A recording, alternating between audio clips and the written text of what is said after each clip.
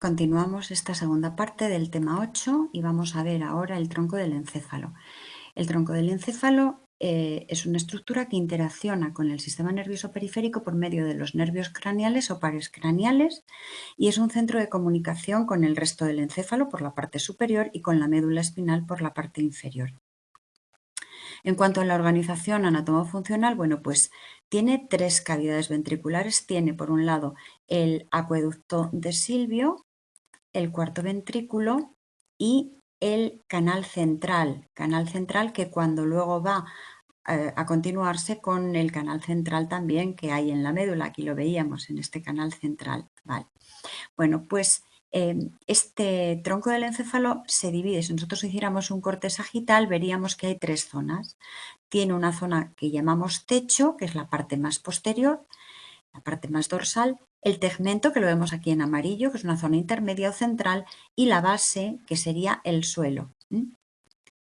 Y vamos a ir viendo que, bueno, aquí lo vemos mejor. Este sería el tronco del encéfalo visto desde la zona posterior, mesencéfalo con los colículos superiores e inferiores, la protuberancia, que en la parte posterior está concretamente el cerebelo, y si levantamos el cerebelo vemos el cuarto ventrículo, y el bulbo raquídeo. Y si hacemos el corte sagital, pues vemos aquí el acueducto de Silvio, el cuarto ventrículo y el canal central. Y según ese corte hemos visto que hay una zona superior o más dorsal, que es el techo, donde se van a colocar unas estructuras, una zona intermedia, que es el tegmento, y una zona de base, que es lo más ventral o anterior. Bueno, también en el tronco del encéfalo vamos a ver sustancia gris y sustancia blanca. La sustancia blanca va a rodear a la sustancia gris y la sustancia gris va a ser muy abundante, pero va a estar agrupada en múltiples núcleos. Va a haber una sustancia gris muy concreta que está en torno a la cavidad central, y después vamos a ver que va a haber muchos núcleos y que hay unos núcleos de sustancia gris muy dispersos por todo el tronco del encéfalo, y que hay unos núcleos que son específicos de cada una de las estructuras, es decir, hay unos núcleos específicos del mesencéfalo, otros específicos de la protuberancia y otros específicos del bulbo raquídeo, y por otra parte va a haber unos núcleos que son comunes a las tres estructuras. Bueno, pues dentro de estos núcleos específicos, por ejemplo, en el mesencéfalo hay un núcleo específico que es el núcleo rojo. En la protuberancia hay un núcleo específico que es el locus ceruleus, y en el bulbo raquídeo están como núcleos específicos los núcleos del grácil y del cuneado. Y como núcleos comunes a las tres estructuras, es decir, a mesencéfalo, protuberancia y bulbo, pues vamos a ver a la formación reticular, a los núcleos del RAFE y a los núcleos de los pares craneales. Estos son los núcleos comunes a todo el tronco del encéfalo. A ver, los núcleos del RAFE son unos núcleos que están en lo que se llama la sutura o la línea media. Están aquí, los vemos aquí en un tono como anaranjado.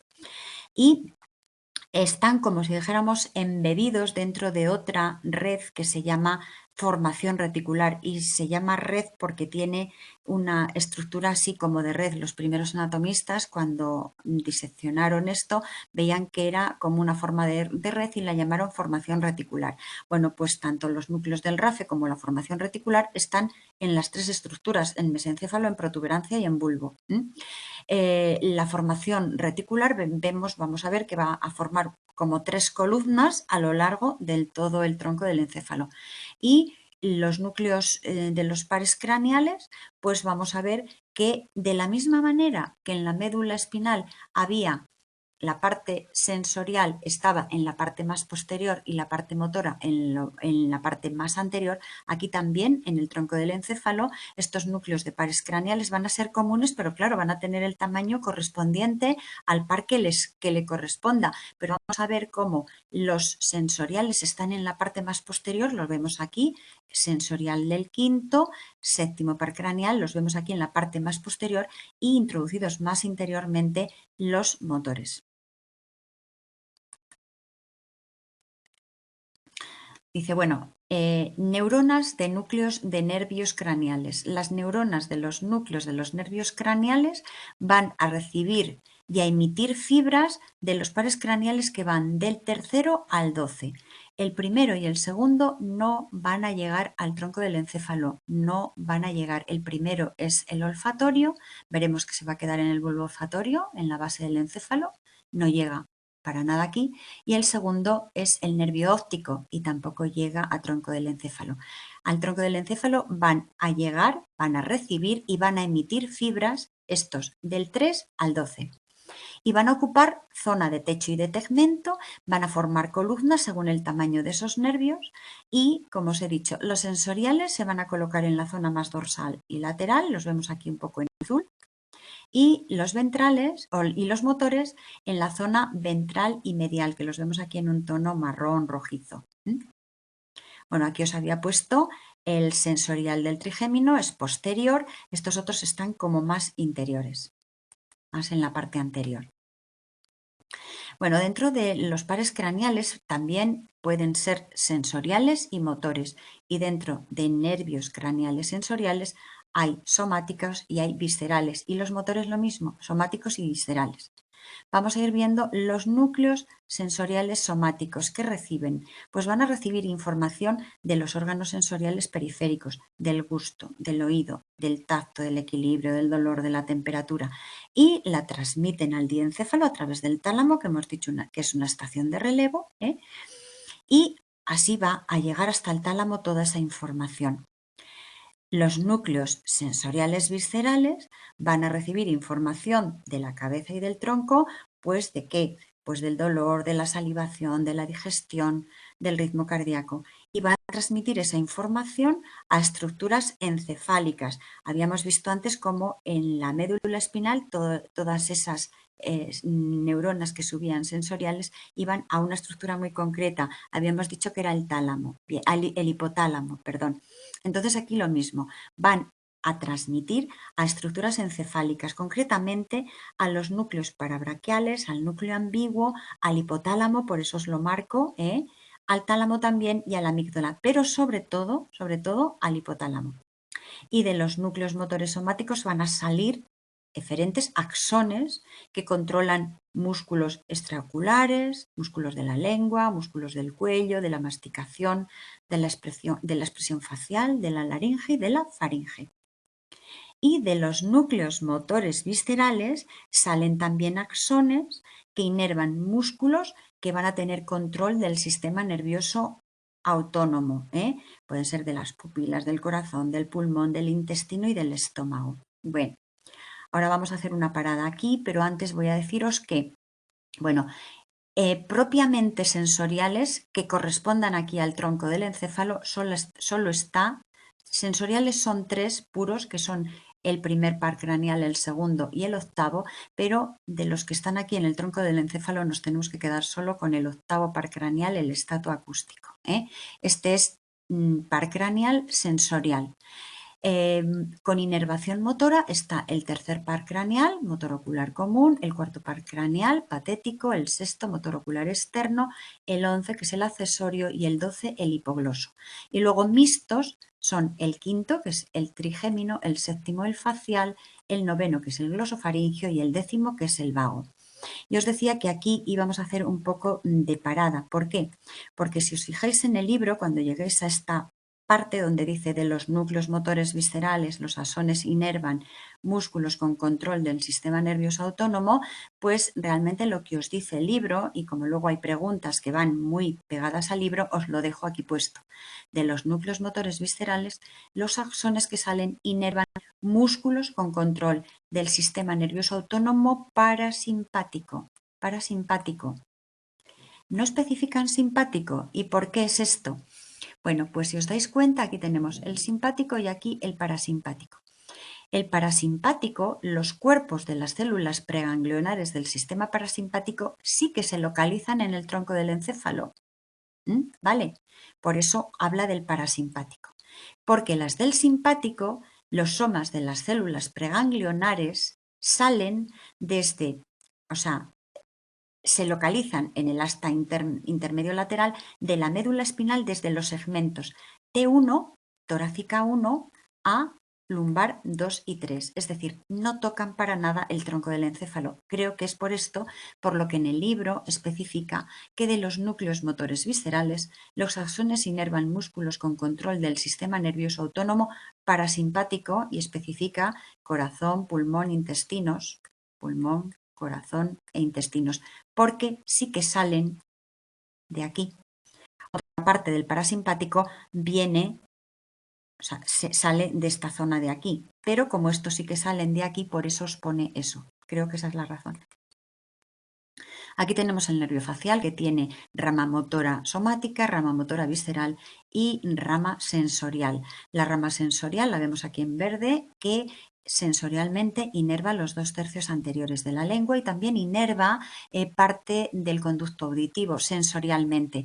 Y la rama motora somática que va a hacer todos los movimientos faciales, y la motora visceral que se va a encargar, bueno, pues de secreciones salivares, secreciones lagrimales, secreción de glándulas también nasales. Y aquí tenemos el nervio trigémino, quinto par craneal, tiene 3 ramas.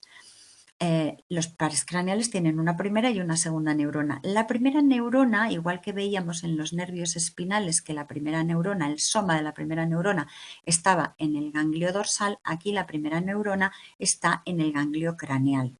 Aquí estaría la primera neurona. Este nervio trigémino tiene una información sensorial, es sensorial en la rama oftálmica, sensorial en la rama maxilar y motor en la mandibular. Bueno, pues toda esta información llega la primera neurona aquí, el soma, en el ganglio craneal, la segunda en el núcleo que está en el tronco del encéfalo. Y también vamos a ver que los núcleos de los pares craneales tienen funciones análogas a las neuronas sensoriales y motoras que habíamos visto en la médula espinal. Y también que entre los núcleos de los pares craneales se van a formar circuitos locales de procesamiento de información sin que suba la información a estructuras más superiores. Esos reflejos que habíamos visto en la médula espinal también se van a formar aquí en los pares craneales. Algunos de estos circuitos van a estar mediados por la formación reticular. Uno de esos reflejos es el reflejo corneal. El reflejo corneal forma un circuito local de procesamiento con una interneurona que establece una sinapsis entre un núcleo sensitivo que corresponde al quinto par, al trigémino, y un núcleo motor que corresponde al séptimo par, que es el facial. Lo vamos a ir viendo aquí. Bueno, cuando nosotros estimulamos la córnea o rozamos la córnea con un algodón, pues la información sensorial la va a recibir la rama oftálmica del trigémino, que es una rama sensorial. La vía aferente es el trigémino, rama oftálmica. Esta rama oftálmica va a hacer una sinapsis entre el núcleo sensitivo del trigémino y una interneurona. Ahí se va a producir una integración de información a nivel de la protuberancia, hace sinapsis con la interneurona y esa interneurona sinapta también con el núcleo motor del séptimo par, el facial, que es el que va a ejecutar el movimiento de cerrar el ojo. Entonces hay una vía aferente sensorial por medio del trigémino y una vía eferente motora a través del nervio facial, que va a mover un músculo, el músculo orbicular del ojo. Lo vamos a ver aquí en esta imagen un poco mejor. Aquí llega un estímulo a la córnea y por la rama oftálmica llega esa información sensorial. El ganglio sensitivo del quinto par está aquí y va a llegar a la protuberancia, y ahí donde está el núcleo sensitivo del trigémino va a hacer una sinapsis con una interneurona. Esta interneurona a su vez va a hacer una sinapsis con el núcleo motor del séptimo par craneal del facial, que va a mover un músculo, el músculo orbicular del ojo, para cerrar el ojo inmediatamente. Lo vemos aquí también. Estímulo que llega a la córnea, captado ¿por quién? Pues por esta rama sensorial del trigémino que vemos aquí en azul, que va a llegar esta información al núcleo sensorial del trigémino en la protuberancia, que va a hacer una sinapsis con una interneurona y va a pasar esa información, la interneurona, al núcleo motor del facial, que va a dar una orden efectora de movilizar el músculo orbicular del ojo para cerrar el ojo. Bueno, y otros núcleos comunes que hemos dicho, aparte de los núcleos de los pares craneales, eran los núcleos de la formación reticular. La formación reticular va a formar como 3 columnas, aquí vemos 3 columnas, 3 columnas a lo largo de todo el tronco del encéfalo y son muchas neuronas dispersas en una red, por eso se llama reticular. Esa posición que tiene y las características de las células la convierten en una zona muy estratégica de integración de información, de integración de señales. Le llegan la mayoría de todas las modalidades sensoriales y vamos a ver qué tipo de neuronas forman parte de esto, de la formación reticular, de esta especie de columnas que forman una red y son núcleos que son comunes a las 3 estructuras del tronco del encéfalo. Pues vamos a ver que hay interneuronas de axón corto, que son como si dijéramos un eslabón entre un núcleo sensorial y un núcleo motor, que es lo que acabamos de ver en ese reflejo corneal que hemos visto, que van a intervenir en esos circuitos locales de procesamiento. También hay otros, como hemos visto el reflejo corneal, pero también la lengua al tragar hace ahí un circuito local, el vomitar también, el peristaltismo, el ritmo cardiorrespiratorio. Pues ahí intervienen estas interneuronas de axón corto. Luego hay interneuronas de relevo que se parecen mucho a esas interneuronas propioespinales que veíamos en la médula espinal y que intercomunican, como las propioespinales de la médula, aquí también intercomunican niveles, hacen mucha sinapsis, son vías polisinápticas. Y luego, por último, están las neuronas de proyección, que en el libro tenéis un dibujo en el cual vemos que unas son ascendentes, otras son descendentes, otras son ramificadas, transversales al eje. Tienen un amplio radio de distribución y desde el tronco del encéfalo pueden llegar pues, al encéfalo, a la médula y bueno, forman parte de muchos circuitos. Bueno, aquí tenemos la formación reticular, aquí la vemos en verde, estas zonas verdes, imbricada, es decir, como metida dentro también de esa formación reticular tenemos los núcleos del RAFE, que son estos que vemos aquí en color anaranjado, que están justo en la zona media y que también son unos núcleos que son comunes a las 3 estructuras. Aquí tendríamos las 3 columnas de la formación reticular, aquí también. Y vamos a ver cómo adyacentes a la formación reticular están los núcleos del RAFE. Los núcleos del RAFE son los que están aquí en la línea media porque RAFE significa, bueno, sutura, bueno, y también hay otro núcleo que tiene un papel muy importante que es el locus ceruleus. El locus ceruleus está localizado concretamente en el puente, aquí, no es de los que forman una estructura, o sea, no es común a las 3 estructuras, es localizado es una zona corresponde a la protuberancia, pero lo ponemos aquí porque por lo siguiente, porque nos dice en el libro que adyacentes a la formación reticular tenemos a los núcleos del RAFE, que son esos núcleos que sí que son comunes a las 3 estructuras, que van a ser los encargados de segregar un neurotransmisor como es la serotonina. De los núcleos del RAFE sale la serotonina, que están adyacentes, están en la línea media, pero están adyacentes a la formación reticular. Están como si dijéramos inmersos dentro de la formación reticular, pero ellos colocados solamente en el centro. Y luego tenemos también el locus ceruleus, que como os digo está en la protuberancia, se llama locus ceruleus o sitio azul porque son polímeros de un neurotransmisor que es la noradrenalina. Bueno, pues las proyecciones de estos núcleos van a formar, es decir, la formación reticular, los núcleos del RAFE y el locus ceruleus van a formar el sistema reticular activador ascendente que posteriormente vemos. Por eso os los coloco aquí, os coloco el locus ceruleus, aunque el locus ceruleus es específico del puente, no corresponde a las 3 estructuras del tronco del encéfalo. Pero, ¿por qué? Pues porque la formación reticular, el RAFE, sí que son comunes a todas las estructuras del tronco del encéfalo y estos dos unidos al locus ceruleus van a formar lo que se llama el sistema reticular activador ascendente, que se llama así porque va a activar todas las estructuras, bueno, el cerebro en sí. Vamos a repasar conceptos. El tronco del encéfalo tiene unas estructuras comunes a las 3 partes que lo forman, que son núcleos del RAFE, formación reticular y núcleos de pares craneales. Los núcleos del RAFE, la formación reticular junto al locus ceruleus van a formar el sistema activador ascendente cerebral. Y el tronco del encéfalo, en él están los núcleos de los pares craneales del 3º al 12. Estos núcleos en el tronco del encéfalo tienen funciones análogas a las neuronas sensoriales y motoras que habíamos visto en la médula espinal. El par craneal sensorial tiene la primera neurona en el ganglio craneal y la segunda en el núcleo del tronco del encéfalo. Y entre los núcleos de pares craneales también se forman circuitos locales de procesamiento de información que van a dar respuestas rápidas. Hemos visto el reflejo corneal, pero hay otros. Aquí vamos a ver un poco, repasar anatomía. Tronco del encéfalo, las tres estructuras bien vistos por la zona dorsal o posterior. Mesencéfalo, donde están los colículos o tubérculos cuadrigéminos, colículos superiores, colículos inferiores.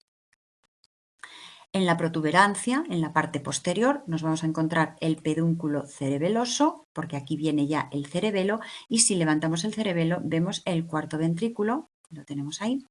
Y en el bulbo raquídeo, en la parte posterior, tenemos el surco medial y las columnas dorsales con los núcleos del gracil y del cuneado.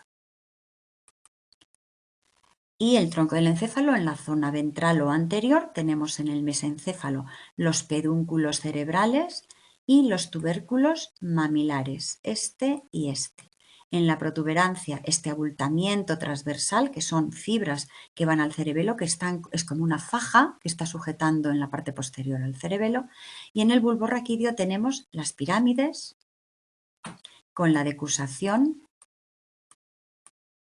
las olivas, que son también sustancia gris, y aquí la decusación es el límite con la médula espinal. Y vamos a ir viendo ahora cada una de las estructuras del tronco del encéfalo con los tractos específicos de cada división. Empieza el libro por el bulbo raquídeo, por la más inferior. Bueno, en el bulbo raquídeo tenemos la zona dorsal o techo. En la zona del techo del bulbo raquídeo, que sería esta zona de aquí, este trocito de aquí, vamos a encontrarnos los núcleos de las columnas blancas dorsales, núcleos de esos fascículos gracil y cuneado, los núcleos.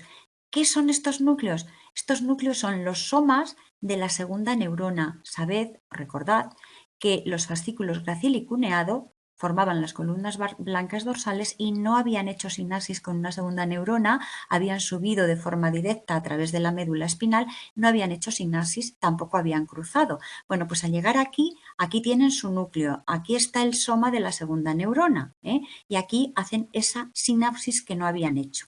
Una vez que hacen sinapsis con esa segunda neurona, es decir, una vez que tocan el núcleo del gracil y del cuneado, van a formar los fascículos gracil y cuneado. Y esos fascículos gracil y cuneado los tenemos aquí. Aquí estarían las columnas blancas dorsales, aquí los núcleos, cruzan, es decir, sinaptan y forman los fascículos gracil y cuneado que, en cuanto han hecho sinapsis con sus núcleos, van a decusar al otro lado y van a formar lo que se llama el lecnisco medial, pero esto ya va a estar en otra estructura. ¿Qué tenemos en el tegmento del bulbo? En el tegmento del bulbo tenemos esos fascículos gracil y cuneado que van a cruzar en la línea media para formar el lecnisco medial. Este lecnisco medial se va a encargar luego de enviar información sensorial somática al diencéfalo, una información sensorial somática muy específica, que es la información táctil fina epicrítica o propioceptiva, ya lo iremos viendo. ¿Y qué tenemos en la base? En la base del bulbo tenemos la oliva inferior, que es sensorial y motora, que va a enviar información al cerebelo para hacer un control motor. El cerebelo es un órgano motor, es un controlador, es una estructura de control motor.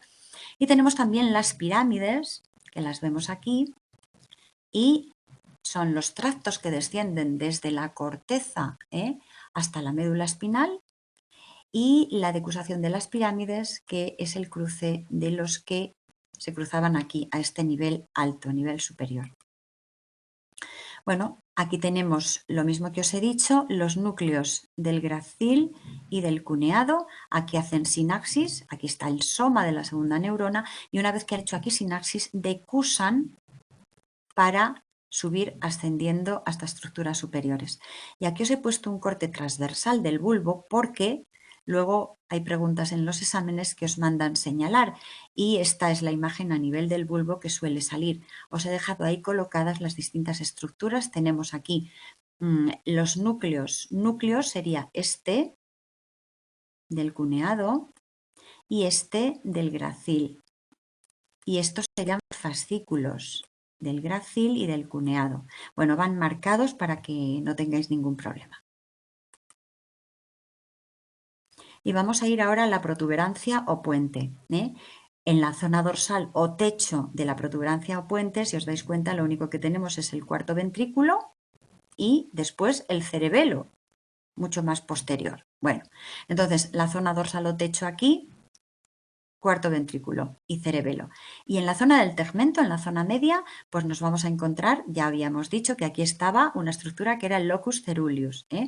El locus ceruleus, que es una zona que se llama así porque significa lugar azul, lugar azul. Y aquí lo vemos en esta imagen, bueno, os los he puesto aquí en azul, pero aquí en esta imagen que es del libro también está ahí el locus ceruleus. Según va la flecha, ahí también va en azul. También tenemos los núcleos parabraquiales, son unos núcleos que van a recibir información visceral y la van a llevar al hipotálamo, es decir, esa información que habíamos dicho cuando hablábamos de los pares craneales de información visceral, hablábamos de que iban a llevar esa información a estructuras superiores, entre ellas veíamos núcleos parabraquiales, hipotálamo, tálamo y amígdala. Bueno, pues estos son los núcleos parabraquiales. Van a llevar información sensorial de tipo visceral al hipotálamo. El núcleo del lemnisco lateral. El lemnisco lateral forma parte de la vía auditiva, del octavo par craneal. Y también vamos a tener los núcleos del quinto, del sexto, del séptimo y del octavo par craneales, aquí en la protuberancia, en la zona del tegmento. Y ya en la zona de la base tenemos los núcleos pontinos, que están aquí, que son sustancia gris que reciben aferencias de corteza para control motor y las envían al cerebelo, ya veremos cómo funcionan. Y luego hay estructuras aquí también de sustancia blanca, que son vías sensoriales ascendentes y vías descendentes de la corteza cerebral, esos haces córtico-espinales. Y también en la sustancia blanca del puente están los pedúnculos cerebelosos, esos que van a estar como sujetando el cerebelo.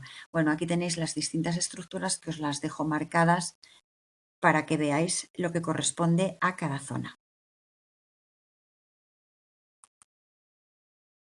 Y por último llegábamos al mesencéfalo, la parte más superior del tronco del encéfalo. Bueno, en la zona dorsal o techo, aquí tenemos los colículos superiores e inferiores o tubérculos cuadrigéminos. Los colículos superiores van a ser una estructura que va a tener relación con el procesamiento visual. Es una vía de procesamiento visual. Van a integrar información sensorial variada. Va a haber también un tracto motor descendente que va a hacer un control motor ocular, que lo iremos viendo cuando lleguemos a la vía óptica en los sistemas sensoriales, vemos esto. Bueno, quedaros de momento con que los colículos superiores van a formar parte de la vía de procesamiento visual y los colículos inferiores de la vía de procesamiento auditivo. El segundo par es primero, el nervio óptico, información visual en los superiores. El octavo par craneal es posterior en los inferiores. Primero lo visual, después lo auditivo. Y en la zona del tegmento, pues nos vamos a encontrar que hay, lo primero de todo, en torno a la zona del acueducto hay una sustancia gris periacueductal que se va a encargar de integrar señales sensoriales y neuroendocrinas y que sus axones forman una vía descendente de modulación sensorial que es la del dolor. Recordad que la información sensorial siempre era ascendente. Bueno, pues hay una parte, hay unas vías que van a ser descendentes y que se van a encargar de modular el dolor. Van a ser descendentes y aunque es información sensorial moduladora de el dolor, que es una información sensorial, van a ser descendentes porque van a intentar modular, es decir, van a hacer una disminución del dolor y van a ser descendentes. Las veremos cuando lleguemos ahí. De momento quedaros con esto. En el tegmento, la sustancia gris periacueductal. El núcleo rojo corresponde ya a la zona de la base o zona ventral. El núcleo rojo se llama así porque tiene ese color y es que tiene mucha cantidad de hierro. La sustancia negra se llama así porque tiene esa imagen negruzca y no es nada más que neuromelanina. Tanto el núcleo rojo como la sustancia negra son estructuras importantes de control motor porque sus axones van a formar circuitos neurales de control motor y también en la base y el tegmento se forman los pedúnculos cerebrales. Son estas que vemos aquí, pedúnculos cerebrales. Esta imagen también la suelen preguntar en blanco y negro, pero cuando veáis una cosa así redondita, esta es la sustancia roja, esta es la sustancia negra, esta es la sustancia gris periacueductal y estos son los pedúnculos. Bueno, eso es lo que suelen preguntar si ponen la imagen. Y vamos a hacer ya un poco el resumen. Vamos a decir que en el tronco del encéfalo va a recibir información sensorial de la cabeza por medio de los pares craneales y va a controlar también los músculos de esa zona, que va a ser un lugar de paso, de tránsito y de relevo para vías que comunican con la médula espinal y con el encéfalo y también para el control del tronco y de las extremidades, para lo cual se van a originar unas vías ascendentes y descendentes de control sensorial y de control motor. Y que es un centro de comunicación entre los hemisferios cerebrales y el cerebelo, porque si os dais cuenta, desde aquí baja información de los hemisferios cerebrales, pero llega al cerebelo. Bueno, por su parte el cerebelo y los ganglios basales, que son unas estructuras también del encéfalo, van a tener su papel en el control motor. Y vamos a repasar también aquí conceptos ahora. En el tronco del encéfalo hay estructuras específicas de cada parte del tronco del encéfalo y se sitúan en el techo, en el tegmento y en la base. En el bulbo raquídeo tenemos los núcleos del gracil y del cuneado, que son núcleos de las columnas blancas dorsales. Estos núcleos, estas columnas blancas dorsales, mejor dicho, eran esos axones que no habían decusado en la médula espinal y que van a decusar este nivel una vez que llegan a estos núcleos. Y una vez que han llegado a estos núcleos y se ha producido la decusación, los dos juntos, el gracil y el cuneado, van a formar el lemnisco medial que va a pasar información a la corteza cerebral, concretamente a corteza cerebral de tipo sensorial, porque van a transmitir un tipo de información sensorial, táctil, epicrítica, propioceptiva, una información muy concreta, sensorial. En la protuberancia encontramos el núcleo del lemnisco lateral, el otro lemnisco, el anterior que hemos visto de las columnas blancas dorsales era el lemnisco medial. El lemnisco lateral, ya sabéis que un lemnisco es un tracto, solamente que es más aplanado y tiene como forma de cinta. Bueno, pues el núcleo del lemnisco lateral está aquí en la protuberancia y este lemnisco lateral tiene importancia porque forma la vía auditiva, o sea, pertenece al octavo par craneal. Se van a encontrar también los núcleos del quinto, del sexto, del séptimo y del octavo par craneales y los núcleos pontinos que reciben aferencias desde la corteza para control motor y las van a enviar al cerebelo. También aquí en la protuberancia veíamos los núcleos parabraquiales. Y en el mesencéfalo, concretamente en la parte más superior, en la parte posterior, teníamos los colículos superiores que van a estar relacionados con la vía visual, los colículos inferiores que van a estar relacionados con la vía auditiva. Y una vez ya que estábamos ya dentro del tegmento, veíamos el núcleo rojo y la sustancia negra y por último en la base veíamos los pedúnculos cerebrales. Y llegamos ya al diencéfalo. El diencéfalo es como el corazón del encéfalo, la parte más central. El diencéfalo lo tenemos marcado aquí en esta estructura que os he puesto en forma como de un cuadrado, ¿eh? Y en esta parte, que es como el corazón, la parte más central del encéfalo, pues vamos a ver que si hiciéramos un eje que divide al diencéfalo, tenemos por un lado la parte superior, que es la parte dorsal, y la parte inferior, que es la parte ventral. En la parte ventral o la parte más inferior tenemos al hipotálamo, al subtálamo y a la hipófisis. La hipófisis realmente, bueno, la veremos luego más tarde. Vamos a ver concretamente ahora el hipotálamo y el subtálamo. Y en la zona dorsal tenemos el tálamo y el epitálamo. Bueno, zona ventral, hipotálamo y subtálamo. Bueno, el hipotálamo es, ya os he dicho que es una estructura muy importante porque va a recibir muchísima información. Anatómicamente, ¿qué vemos en el hipotálamo? Pues vemos que está formado por muchos núcleos, núcleos que además son de distinta forma, que tienen distintos nombres y que se ubican, si hacemos un corte sagital, en tres partes. Tenemos una parte anterior o preóptica porque está muy cerca de lo que corresponde al nervio óptico, aquí estaría el quiasma óptico y se llama región anterior preóptica, donde están colocados unos núcleos. En la región tuberal, que es la zona media, van a estar colocados otros núcleos y en la región posterior otros. Es decir, en un corte sagital tenemos tres regiones: anterior preóptica, tuberal media y región posterior. Y si hiciéramos un corte coronal, también vemos que hay tres partes dentro de la estructura del hipotálamo. Serían todos estos. Todos están girando en torno a una estructura que es el tercer ventrículo. Este sería el tercer ventrículo.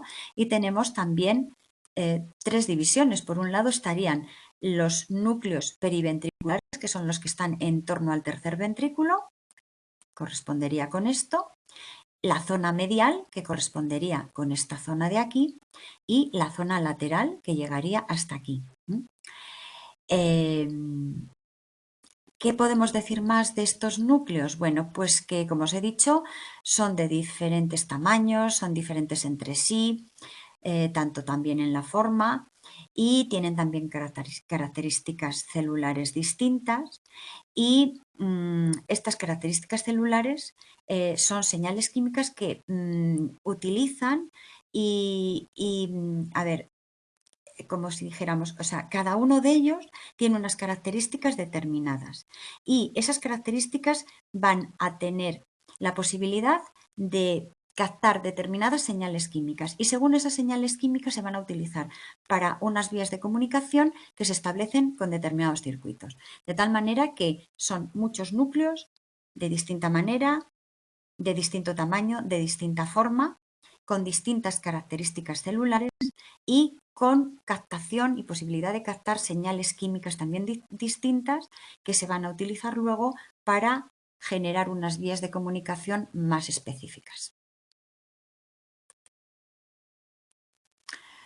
Bueno, el hipotálamo, como os había dicho, es un órgano muy importante. Al hipotálamo va a llegar muchísima información de señales de distinta procedencia, lo vamos a ir viendo luego según vamos dando los temas.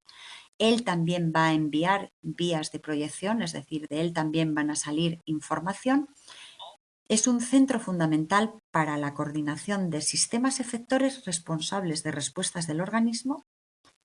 Y el hipotálamo es un centro efector endocrino porque justo debajo del hipotálamo está la hipófisis y a través de la hipófisis salen muchas hormonas. Entonces es un centro efector endocrino, el hipotálamo manda órdenes a la hipófisis, va a segregar la hipófisis hormonas, pero viene dadas las órdenes desde el hipotálamo y es el centro de control del sistema nervioso autónomo o visceral. Entonces, como comprenderéis, tiene un papel muy importante. Está encargado mucho del bienestar y de la supervivencia porque tiene además control sobre la alimentación, sobre el equilibrio de líquidos, sobre el metabolismo energético, la termorregulación, la sudoración, el sueño-vigilia, la respuesta al estrés, la conducta sexual, la conducta maternal. Es decir, tiene unas funciones muy, muy diversas, ¿eh? Y también en el hipotálamo hay dos tractos. Tractos, sabéis que son estructuras que nacen en un sitio y terminan todas en el otro. Bueno, pues hay dos tractos, ¿eh? Desde los núcleos mamilares que están aquí en la parte posterior, se forma el tracto mamilotalámico porque va a contactar con el tálamo, y el tracto mamilotegmental porque va a contactar con el tegmento en la zona del tronco del encéfalo. Y otra estructura es el subtálamo. El subtálamo lo vamos a ver implicado en funciones motoras porque va a formar parte del circuito de los ganglios basales que tienen esa función. Está en la zona ventral y posterior del tálamo y, como os digo, forma parte del circuito de los ganglios basales que controlan movimientos musculoesqueléticos. Y llegamos ya a la zona dorsal del diencéfalo y ahí vamos a ver el tálamo y el epitálamo. Bueno, el tálamo son dos estructuras, una a cada lado de los hemisferios, y el tálamo es un centro de relevo de señales que se dirigen a la corteza cerebral, es decir, todo va a llegar al tálamo. Al tálamo es como si dijéramos que es una estación de trenes que estuviera, si estuviéramos en España, en Madrid.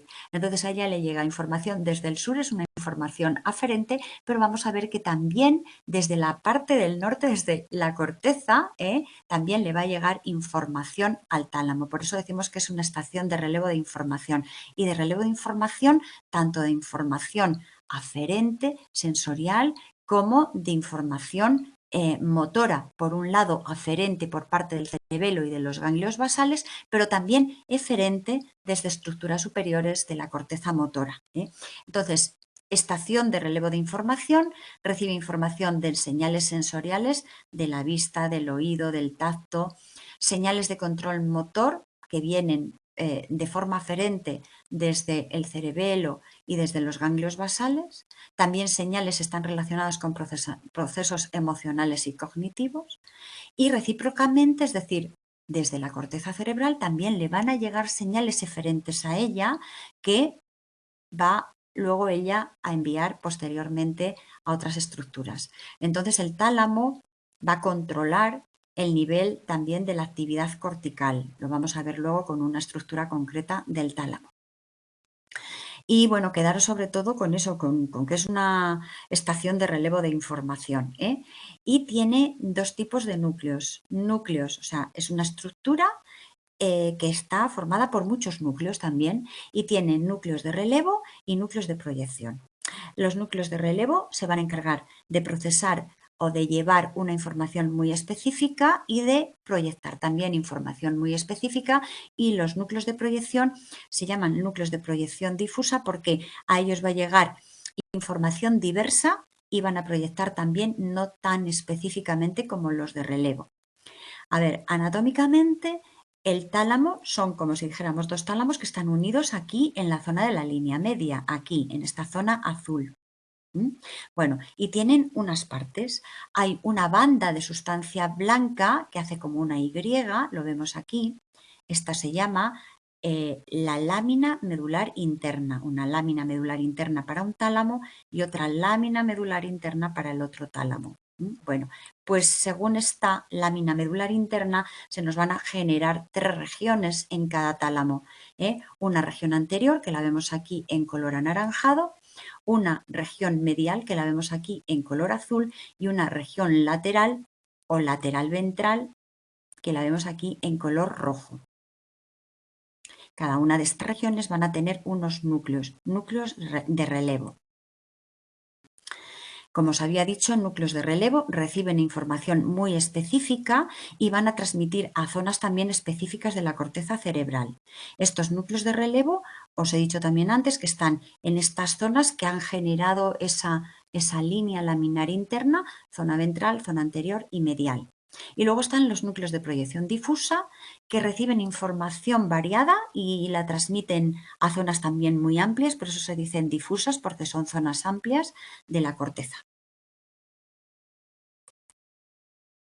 Bueno, dentro de los núcleos de proyección difusa, pues ¿dónde se van a colocar estos núcleos de proyección difusa? Pues unos van a estar aquí en esta estructura o en este grupo intralaminar porque están en lo que se llama la lámina lateral, esta.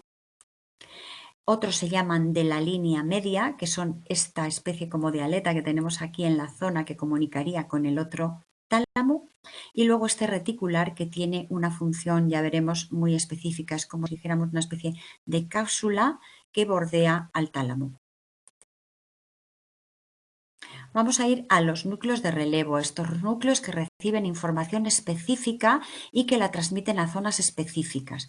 Vamos a ver que están situados unos en la zona ventral, todos estos de aquí, ¿vale? Lateral y ventral, otros en la zona anterior, que serían este de aquí y este de aquí, y otros en la zona media, que cogería la unión de los dos tálamos. Bueno, los núcleos de la zona ventral, estos núcleos de aquí, como hemos dicho antes, siempre en todo el sistema nervioso central hay lo motor va a estar colocado en la parte anterior y lo sensorial en la parte posterior. Bueno, pues esta es la parte anterior del tálamo, esta es la parte posterior. Bueno, pues aquí estos núcleos de la zona ventral, los que están de la mitad para adelante son núcleos motores y de la mitad para atrás son sensoriales. Luego tenemos los de la zona anterior y los de la zona medial. Bueno, núcleos de relevo de la zona ventral sensoriales. Estos, los que están en la parte posterior. ¿Qué van? Dice, ¿qué tienen? Bueno, pues reciben información, estos núcleos a ellos va a llegar información de vías sensoriales. Cada modalidad sensorial tiene un núcleo de relevo específico en el tálamo, es decir, el tacto llega a un núcleo, el gusto llega a un núcleo de estos que están en esta zona de aquí, la vista llega a otro núcleo, lo vamos a ver que está por aquí. Es decir, les llega información sensorial específica. Aquí se va a procesar en parte esa información que llega y se va a enviar desde el tálamo a la corteza cerebral sensorial correspondiente, específica. De toda la información sensorial, la única información que no llega al tálamo es la del primer par craneal, el olfatorio. El olfatorio no llega al tálamo, no va a entrar ni siquiera en el diencéfalo. El olfatorio se queda en el bulbo olfatorio ahí y no va a entrar en diencéfalo. Bueno, a su vez, recíprocamente, le devuelven información. Bueno, entonces la reciprocidad de conexiones entre núcleos sensoriales y sus áreas de proyección cortical sirve para que la corteza regule la información que recibe. Es decir, desde ellos se procesa cierta información y ellos la transmiten a la corteza sensorial, a zonas específicas, cada uno al núcleo, o sea, cada núcleo envía a la zona de corteza correspondiente y recíprocamente se le va a devolver a ellos también información procesada ya desde la corteza sensorial. Y los núcleos de relevo también de la zona ventral, pero motores, pues transmiten señales que reciben del cerebelo y de los ganglios basales. Aquí les llega información del cerebelo, información aferente motora del cerebelo y de los ganglios basales, y ellos la van a procesar y la van a transmitir a la corteza cerebral, corteza motora. Van a ser tanto cerebelo como ganglios basales moduladores de la función motora. Y modulan la actividad cortical para control motor. Y son estos, los anteriores, que son motores. Ahora vamos a ver los núcleos del grupo anterior, que son estos que tenemos aquí, esta zona que está en verde. Todos estos núcleos van o son nexo con el sistema límbico, es decir, desde aquí se va a proyectar información al sistema límbico. Son núcleos de asociación con el sistema límbico. Los del grupo medial, que son estos que tenemos aquí en amarillo, actúan como núcleos de asociación con señales de la corteza prefrontal. Es decir, corteza desde aquí se va a proyectar hacia corteza prefrontal. Y los del grupo lateral, que son estos de aquí, corresponden a la parte lateral, estos, y luego el pulvinar, que corresponde aquí a la parte posterior, y luego el núcleo geniculado lateral y el núcleo geniculado medial, que también están aquí en esta parte posterior. Bueno, pues todos estos de este grupo lateral posterior, junto con el pulvinar y con el geniculado lateral y geniculado medial, son núcleos que van a proyectar a una corteza de asociación en la cual se van a asociar múltiple información sensorial. Esta corteza de asociación se llama corteza de asociación posterior y están implicados en esta corteza de asociación pues parte de la zona parietal, de la zona temporal y de la zona occipital.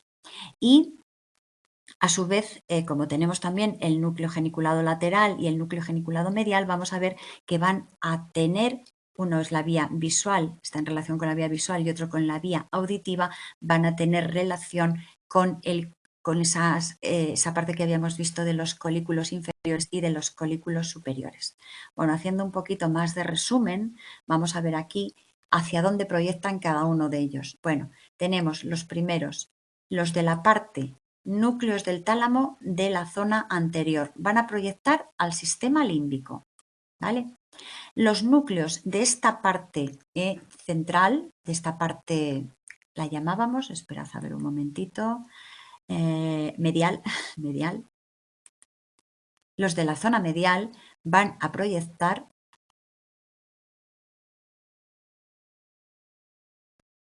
un momentito, a la corteza prefrontal. Estos, a corteza prefrontal. A ver, los de la zona ventral, los anteriores van a proyectar a corteza motora. Los de la zona ventral sensoriales van a proyectar a corteza somatosensorial. Serían estos de aquí. Los de la zona de lo que llamábamos lateral y pulvinar posterior, estos van a proyectar a la corteza de asociación posterior, esa que hemos dicho que interviene el temporal, el parietal y el occipital. Y por último tenemos el cuerpo geniculado medial, que es otro núcleo del tálamo, y el cuerpo geniculado lateral. El cuerpo geniculado medial va a intervenir va a ir a proyectar a la corteza auditiva, a él va a llegar información por esos colículos inferiores y va a proyectar a su vez a la corteza auditiva, y al cuerpo geniculado lateral le va a llegar información de la vía del nervio óptico y va a proyectar a la corteza visual. Y por último tendríamos esos otros que vamos a ver que son de proyección difusa, que se van a colocar aquí en la lámina medular interna, en esta zona de aquí y en otras, pero aquí estábamos viendo los núcleos de relevo, los que son específicos. Aquí volvemos a ver otra vez para repasar un poco. El grupo anterior proyecta al sistema límbico, el grupo medial a la corteza prefrontal, el grupo ventral anterior a corteza motora, el grupo ventral posterior a corteza sensorial, el núcleo lateral y el pulvinar, concretamente, vamos a ver que van a proyectar a una corteza de asociación multimodal posterior, donde está el temporal, el parietal y el occipital. Y por último, el núcleo geniculado medial y el núcleo geniculado lateral. El medial va a proyectar a la corteza auditiva y el geniculado lateral a la corteza visual. Y ahora vamos a ver ya los núcleos de proyección difusa. Como os decía, están por un lado dentro de los intralaminares, que son los que están dentro de la lámina que hacía esa especie de I. Están aquí colocaditos dentro de esa lámina. Luego hay otros que corresponden a lo que llamábamos de la línea media, que sería como esta especie de ala que une un tálamo con el otro. Y por último, el núcleo reticular. Bueno, pues todos estos van a recibir información muy variada desde distintas estructuras, desde la médula, desde la formación reticular, desde el hipotálamo, y van a emitir también señales de forma muy amplia, muy difusa, por eso se llaman así, Y dentro de ellos está el núcleo reticular, que tiene unas características especiales. ¿Por qué? Porque hace a modo de cápsula que envuelve lateralmente el tálamo y va a controlar la actividad cortical. Lo veremos cuando lleguemos ya al funcionamiento. Ahora estamos describiendo anatómicamente. Y vemos ahora ya el epitálamo. El epitálamo o glándula pineal está colocada justo por encima de los colículos superiores. Si vemos la parte dorsal, es una glándula endocrina que segrega melatonina y los pinealocitos, las células que forman esta glándula pineal, son sensibles a cambios de luz ambiental. Entonces, las variaciones lumínicas van a regular el ritmo de secreción de melatonina y van a actuar en ese ritmo circadiano, también van a intervenir en el sueño-vigilia. Vamos a repasar ya lo último. El hipotálamo, estructura diencefálica, tiene una importante función como órgano integrador de señales que informan del estado interno del organismo y es un centro coordinador de sistemas efectores a nivel endocrino, somático y a nivel del sistema nervioso autónomo. Muy relacionado con sistemas sensoriales y motores viscerales, es decir, sistema nervioso autónomo, con sistema límbico y con la hipófisis, porque el hipotálamo va a mandar órdenes a la hipófisis para secreción de hormonas. El tálamo, estructura también diencefálica, estructura de relevo de información. Está formado por núcleos de relevo que son específicos de la zona donde proyectan y que pueden ser sensoriales y motores y de otros tipos, y también por núcleos de proyección difusa que van a recibir información de distintas estructuras y que van a emitir señales de forma amplia y difusa por la corteza cerebral. Esto es así como muy, muy, muy resumido. Bueno, y aquí termina ya esta segunda parte.